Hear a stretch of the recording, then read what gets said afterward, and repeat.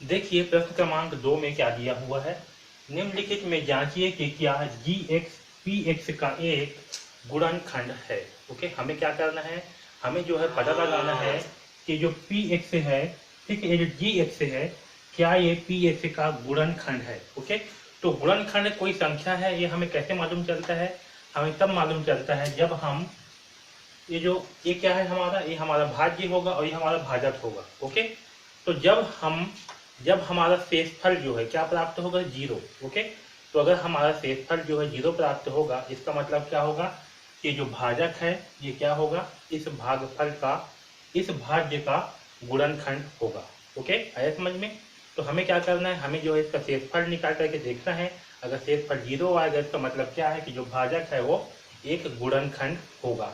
Okay, तो चलिए इसे जो है हल करते हैं और पता लगाते हैं कि क्या ये भाजक जो है इस भाज्य का गुणनखंड है या नहीं है। ओके, तो देखिए हमें पी एक्स बराबर क्या दिया हुआ है, पी एक्स यानी कि भाज्य। ओके, यहाँ लिख देता हूं मैं, भाज्य यानी कि पी एक्स बराबर क्या दिया है, एक्स की घात 3 माइनस 4 एक्स की घात 2 प्लस एक्स प्लस 6। और जी एक्स यानी कि हमारा भाजक बराबर क्या है, एक्स माइनस 3। तो हम क्या करेंगे, एक्स माइनस 3 बराबर करेंगे 0। ओके, और यहाँ से एक्स का मान क्या प्राप्त होगा, हमें एक्स का मान जो है हमें 3 प्राप्त होगा। ओके, इस 3 की तरफ पक्षांतर करने पर क्या होगा, हमें एक्स का मान 3 प्राप्त होगा। ओके, तो देखिए पी एक्स का मान कितना है, तो पी एक्स का मान है एक्स की घात 3 माइनस 4 एक्स की घात 2 प्लस एक्स प्लस 6। ओके, हम एक्स के स्थान पे क्या रखेंगे, एक्स के स्थान पे जो है हम 3 रखेंगे। ठीक है, तो एक्स के स्थान पे जो है 3 रख देते हैं, तो क्या होगा यहाँ पर 3 की घात 3 माइनस 4 इंटू 3 की घात 2 प्लस 3 प्लस 6। ओके, अब इसे हल करते हैं, तो 3 की घात 3 का मतलब क्या होगा, 3 इंटू 3 इंटू 3, इसका मान क्या होगा, 3 तिहाई 9 और 9 तिया 27, तो इसका मान आएगा 27 माइनस 3 की घात 2 है, तो 3 की घात 2 का मान कितना आएगा, 3 तिहाई 9। ओके, तो इसका मान आएगा, तो 3 की घात 2 का मान आएगा 9 प्लस 3 प्लस 6। ओके, तो क्या होगा 27, यहाँ पास है 27 माइनस 9 चौक, तो 9 चौक होगा 9 चौक होगा 36। Okay, plus 3 plus 6।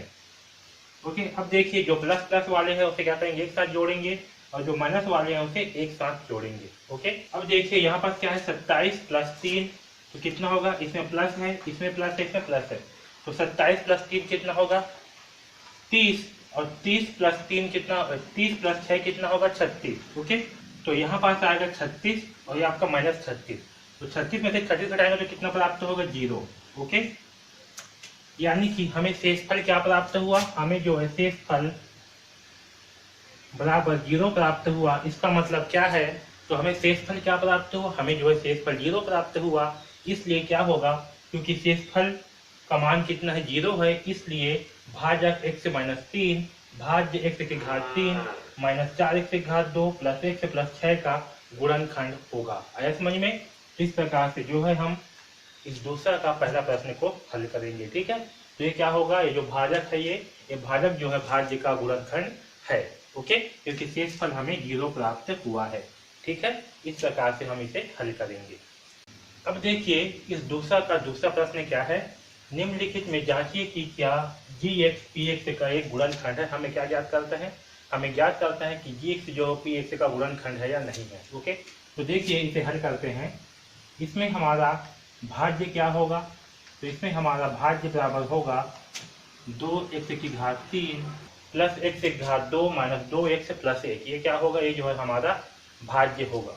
ठीक है, और हमारा भाजक क्या होगा, तो हमारा भाजक बराबर होगा x प्लस 1। ओके, तो हम क्या करेंगे, x प्लस 1 को x प्लस 1 बराबर करेंगे 0। ओके, और यहाँ से x का मान कितना आएगा, तो x का मान आएगा माइनस 1। ओके, इस एक को यहाँ पक्षांतर करेंगे तो क्या आएगा, x का मान आएगा माइनस 1। ओके, इस माइनस 1 को क्या करेंगे, इस भाज्य में रखेंगे। अगर 0 आएगा इसका मतलब क्या होगा कि जो भाजक होगा वो इस भाज्य का गुणनखंड होगा, और अगर 0 नहीं आएगा इसका मतलब है कि भाजक जो इस भाज्य का गुणनखंड नहीं है। ओके, तो चलिए हल करते हैं। तो देखिए पी एक्स बराबर कितना है, 2x की घात 3 प्लस x की घात 2 माइनस 2x प्लस ए। ओके, हम x के स्थान पे क्या रखेंगे, -1 रखेंगे। तो चलिए रखते हैं x के स्थान पर क्या रखेंगे, -1। तो 2 -1 की घात 3 प्लस x की घात 2 है, यानी कि -1 की घात 2 -2 -1। ओके, x के स्थान पे क्या किया, -1 और ये आपका +1। ओके, चलिए अब कोष्टक को हल करते हैं। तो देखिए 1 की घात क्या है, -3। तो यहाँ पास क्या है, -1 की घात में क्या है, 3 है। तो -1 की घात 3 का मतलब क्या होगा, -1 इंटू -1 इंटू -1, और इसका मान क्या प्राप्त होगा, हमें -1 ही प्राप्त होगा। ओके, तो यहाँ होगा 2 इंटू -1 प्लस -1 की घात में क्या है, 2, यानी कि -1 इंटू -1 होगा। तो हमें क्या प्राप्त होगा, हमें जो है -1 इंटू -1 करने पर 1 प्राप्त होगा, धन 1 में प्राप्त होगा। ओके, तो यहाँ पास आएगा आपका +1। अब यहाँ देखिए -2 है, यहाँ अंदर में -1, तो -2 इंटू -1 करने पर क्या आएगा, हमें +2 प्राप्त होगा, और यहाँ पे चाहिए आपका 1। ओके, अब देखिए यहाँ 2 इंटू -1 होगा तो क्या प्राप्त होगा, हमें -2 प्लस 1 प्लस 2 और +1। ओके, अब यहाँ पास जो है, जो आपके धन वाले चिन्ह है उसे एक साथ जोड़ेंगे और ऋण वाले को एक साथ। तो क्या होगा, 1 + 2 कितना होगा, 3 + 1 कितना होगा, 4। ये हो जाएगा 4 और ये -2। ओके, तो 4 - 2 करने पर हमें क्या प्राप्त होगा, 2, यानी कि शेषफल जो है हमें क्या प्राप्त हुआ, 2। ओके, तो चूंकि शेषफल बराबर क्या प्राप्त हो रहा है, हमें 2। ओके, क्योंकि शेषफल बराबर 2 है, ठीक है, जो कि क्या है, शून्य नहीं है, इसलिए हमारा भाजक क्या है, इसलिए भाजक x + 1 भाज्य 2x की घात 3 प्लस x की घात 2 माइनस 2x + 1 का गुणनखंड नहीं होगा। ओके, गुणनखंड नहीं होगा, ठीक है। तो इस प्रकार से जो है हम इस दूसरा प्रश्न को हल करेंगे। ओके, अब चलिए दूसरा का तीसरा प्रश्न को हल करते हैं।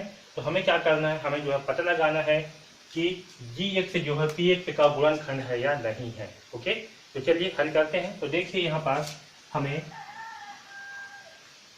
भाज्य क्या दिया हुआ है, हमें जो है भाज्य दिया हुआ है x की घात 4 - x की घात 3 - x की घात 2 - x - 2।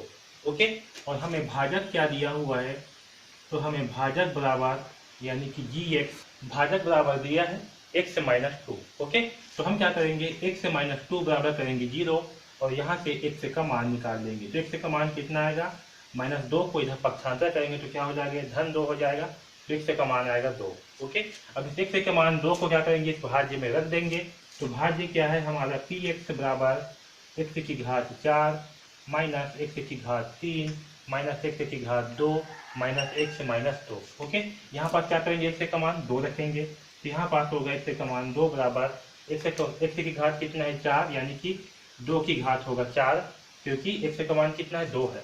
माइनस x का मान कितना है, 2, यहाँ होगा 2 की घात 3 माइनस x का मान कितना है, 2, तो होगा 2 की घात 2 माइनस 2। ओके, अब इसे हल करते हैं। चलिए 2 की घात 4, इसका मान क्या होगा, 2 की घात 4 का बराबर 2 इंटू 2 इंटू 2 इंटू 2, 4 बार होगा। तो कितना आएगा, 2 दूनी 4, 4 दूनी 8, 8 दूनी 16। तो इसका मान होगा 2 की घात 4 का मान होगा 16। वैसे ही 2 की घात 3 का मान कितना होगा, इसे 3 बार कर देंगे, यानी कि 2 दूनी 4, 4 दूनी 8। यहाँ पास आएगा 8 की 8, कितना आएगा, 2 की घात 3 का मान 8। ओके, माइनस 2 की घात 2 है, इसका मान कितना आएगा, 2 दूनी 4। यहाँ पास आएगा 4 -2 ओके, अब देखिए 16 -8, तो जो माइनस वाले हैं उसे क्या करेंगे, एक साथ जोड़ेंगे और धन वाले को एक साथ। तो देखिए धन वाला क्या है, नहीं है, केवल एक ही है 16, तो आपका 16 ही रहेगा। -8 -4 -2 है ना, इन सबको एक साथ जोड़ देंगे तो देखिए 8 और 4 कितना होगा, 12, 12 और 2 14, 14 और 2 16। यहाँ पास आएगा -16। ओके, क्योंकि माइनस और माइनस क्या होता है, आपस में जुड़ते हैं, इसलिए क्या करते हैं, जोड़ रहे हैं और चिन्ह लगता है माइनस का। ओके, इन सबको जोड़ने पर कितना आएगा, 16 और चिन्ह लगेगा माइनस का। तो 16 में से क्या घटाएंगे, 16, तो क्या प्राप्त होगा हमें, 0। ओके, तो शेषफल क्या प्राप्त हुआ, हमें जो है शेषफल 0 प्राप्त हुआ। ओके, शेषफल बराबर 0, इसलिए भाजक gx, ओके, आपका भाज्य px का क्या होगा, गुणनफल, गुणनखंड होगा। ठीक है, गुणनखंड होगा। ठीक, तो इस प्रकार से जो है इस पांचवा का तीसरा प्रश्न को हल करेंगे। ओके, चलिए अब दूसरा का चौथा प्रश्न को हल करते हैं। तो हमें क्या करना है, निम्नलिखित में जांचिए कि क्या gx px का एक गुणनखंड है। हमें जो है पता लगाना है कि जो gx है ये px का गुणनखंड है या नहीं है। उसके लिए क्या करेंगे, हम इसका शेषफल निकालेंगे।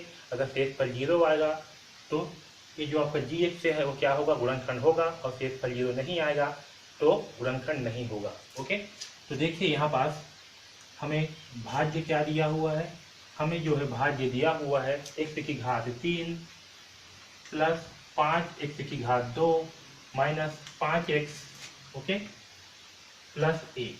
ठीक है, और हमें भाजक क्या दिया हुआ है, तो हमें जो है भाजक बराबर दिया हुआ है x माइनस 1। ओके, तो जब हमें x माइनस 1 दिया हुआ है भाजक जो है, तो क्या करेंगे हम x माइनस 1 बराबर 0 करेंगे। तो यहाँ से x का मान कितना आएगा, तो x का मान आएगा 1, क्योंकि माइनस 1 को जब पक्षांतर करेंगे तो क्या होगा, ये धन हो जाएगा, और x का मान आएगा 1। ओके, अब इस x का मान 1 को क्या करेंगे, px में रखेंगे। तो px का मान कितना है, तो px का मान है x की घात 3 प्लस 5x की घात 2 माइनस 5x प्लस 1। ओके, इसमें क्या करेंगे, x का मान 1 रखेंगे। तो चलिए रखते हैं x का मान 1। तो क्या होगा, x की घात 3 है तो यहाँ होगा 1 की घात 3 प्लस 5x की घात 2 है तो होगा 5 इंटू 1 की घात 2 ओके माइनस 5 x के स्थान पे क्या रखेंगे 1 प्लस 1। ओके, चलिए अब इसे हल करते हैं।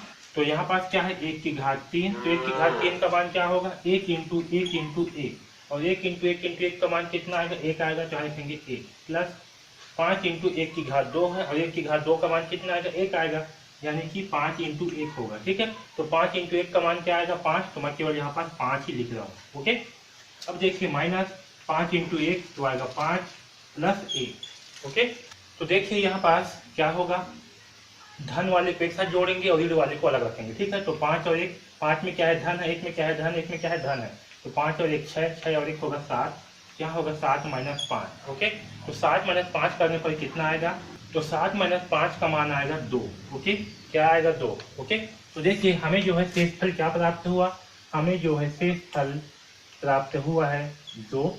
ओके, इसीलिए जो हमारा भाजक है, ठीक है, इसीलिए भाजक gx, ठीक है, भाजक gx जो है भाज्य px का गुणनखंड नहीं होगा। ओके, गुणनखंड नहीं होगा। ओके, आया समझ में। तो इस प्रकार से जो है इसे हम हल करेंगे, हमें शेषफल जो है 0 प्राप्त हो रहा है, इसलिए क्या होगा, भाजक जो है भाज्य का गुणनखंड नहीं होगा। ओके, अब चलिए दूसरा का पांचवा प्रश्न को हल करते हैं। क्या है, निम्नलिखित में जांचिए कि क्या gx यहाँ पास हो जाएगा आपका gy। ओके, क्योंकि यहाँ पास हमें y का मान दिया हुआ है, यहाँ पास होगा py।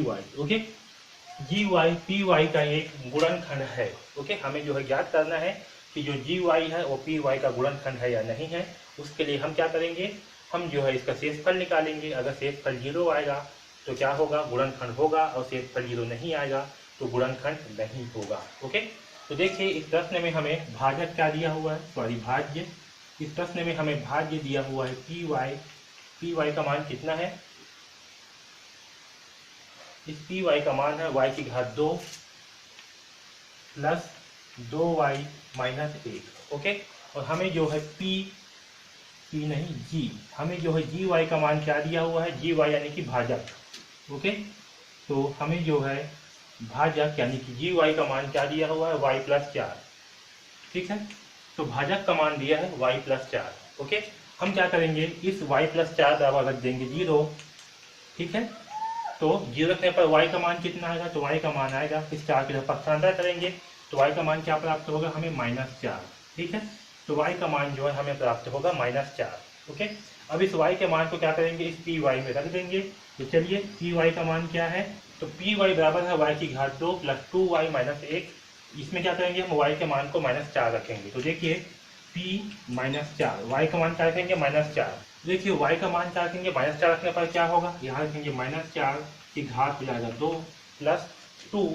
y का मान क्या है, -4 -1। ओके, अब देखिए यहाँ 4 की घात क्या है, 2, -4 की घात 2 यानी क्या होगा, -4 इंटू -4, तो माइनस माइनस क्या हो जाएगा प्लस, और 4 4 16। तो हमें मान क्या प्राप्त होगा, 4 की घात 2 का 16। क्या लिखेंगे, 16 प्लस 4 इंटू 2, साथ में क्या है माइनस, तो -4 इंटू 2 क्या होगा, -8। तो यहाँ पास आएगा -8। ओके, फिर क्या है -1, तो यहाँ लिखेंगे -1। तो यहाँ देखिए यहाँ क्या होगा, 16 -8 और -1 कितना होगा, -9। तो 16 में से 9 घटाएंगे तो क्या प्राप्त होगा, हमें प्राप्त होगा 7। कितना प्राप्त होगा, 7। ओके, यानी कि शेष फल जो है हमें 0 प्राप्त नहीं हुआ, इसलिए क्या होगा, तो देखिए शेष फल बराबर 7, जो कि 0 नहीं है, इसीलिए जी वाई, ठीक है, जी वाई आपका क्या है, भाजक। तो हमें जो है शेष फल 7 प्राप्त हो रहा है, शेष फल का मान 0 नहीं है, इसीलिए जी वाई आपका जो भाजक है वो भाज्य पी वाई का गुणनखंड नहीं होगा। आया समझ में। इस प्रकार से जो है हम प्रश्न क्रमांक 2 को हल करेंगे। ओके।